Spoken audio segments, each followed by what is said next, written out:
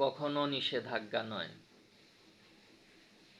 বাংলাদেশের উপর মার্কিন যুক্তরাষ্ট্রের নিষেধাজ্ঞা আসুক, সেটা কখনো কাম্য নয়। যদি বাংলাদেশের উপর মার্কিন বাণিজ্য নিষেধাজ্ঞা আসে, তাহলে সেটা বাংলাদেশ সরকার তো বটেই, বাংলাদেশের সর্বস্তরের জনগণের উপরেই সেটা পতিত হবে। তাই বাংলাদেশে অবস্থান করে অথবা বিদেশে অবস্থান করে যিনিরা বাংলাদেশের উপর মার্কিন যুক্তরাষ্ট্রের বাণিজ্য নিষেধাজ্ঞার একটা চেষ্টা করছেন বা প্রচারণা করছেন, তিনিরা এর কুফল ভোগ করবেন। কেননা মার্কিন যুক্তরাষ্ট্রের বাণিজ্যিক নিষেধাজ্ঞা তিনিদের উপরেও পড়বেন।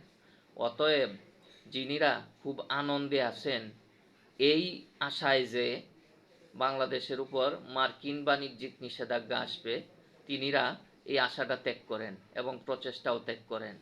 নয়তো পরবর্তীতে বাংলাদেশ সরকার বাংলাদেশের জনগণের পাশাপাশি আপনাদের উপরেও সেই নিষেধাজ্ঞার কুফল পতিত হবে।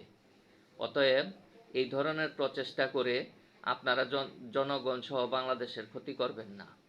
বাংলাদেশের ক্ষমতা আপনারা নিতে চান, নেওয়ার চেষ্টা করেন, গণতান্ত্রিকভাবে করেন।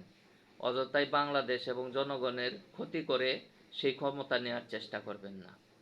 বাংলাদেশের এবং বাংলাদেশের জনগণের সেবা করতে যে বাংলাদেশের জনগণের ক্ষতি করার দরকার নাই, এইরকম সেবা আমাদের দরকার নাই। আপনারা নিয়মতান্ত্রিকভাবে এবং গণতান্ত্রিকভাবে অন্য দেশের নিষেধাজ্ঞা বাংলাদেশের উপর না চাপিয়ে যদি ক্ষমতায় আসতে পারেন, আসেন। আমরা জনসাধারণের মতোই আছি। অযথাই জনসাধারণের ক্ষতি করে, দেশের ক্ষতি করে সেবা করতে আসার কোনো দরকার নাই।